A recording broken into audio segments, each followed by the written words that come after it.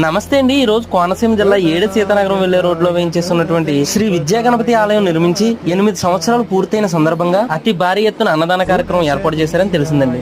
ఇంకా అలాగే ఇంటి దగ్గర ఖాళీగా ఉన్నాం కదా బాబా, సరదాగా అలా వెళ్ళి భోజనం చేసి వద్దాం పదరా అంటే ఇంకా గుడి వద్ద జరిగే భోజన కార్యక్రమం దగ్గరకు వచ్చామండి. ఇంకా పక్కకు చూస్తేనండి ఏదో ఆడియో రిలీజ్ ఫంక్షన్ లాగా జనంతో ఫుల్ కిటకిటలు ఆడిపోతుంది అనుకోండి. ఇంక ఇటుపక్క మగవాళ్ళకి పెడుతున్నారని తెలిసి వెంటనే వెళ్ళి లైన్ లో నుంచున్నామండి. ముందో ప్లేట్ ఇచ్చారండి, దాంట్లో కొంచెం ప్రసాదం వేసారండి. ఇక్కడ కుర్రోళ్ళు అయితే చాలా ఉత్సాహంగా కొట్టుతున్నారు అనుకోండి. ఇంకా తర్వాత స్వీట్ బూందీ వేసారండి, దాని తర్వాత ఒక అరటిక బజ్జి కూడా వేసారనుకోండి. ఇంకా ప్లేట్ లో బంగాళదుంప కూర, దాంతో పాటు ఆనపకాయ పులుసు, ఇంకా మంచి వేడి వేడిగా ఉన్న బిర్యానీ తీసేసారండి ప్లేట్ లో. ఇంకా ఐటమ్స్ చూస్తుంటేనే నూరు ఊరిపోతుందండి. ఇంకా ప్లేట్ పక్కట్టుకెళ్ళండి, టేస్ట్ చూస్తేనండి అదిరిపోయి అనుకోండి టేస్ట్. ఇంకా ఐటమ్స్ అన్ని కంప్లీట్ అయ్యాక వెళ్ళి రైస్ వేయించుకున్నానండి. ఇంకా తర్వాత పక్కకెళ్ళి సాంబార్ వేయించుకున్నానండి.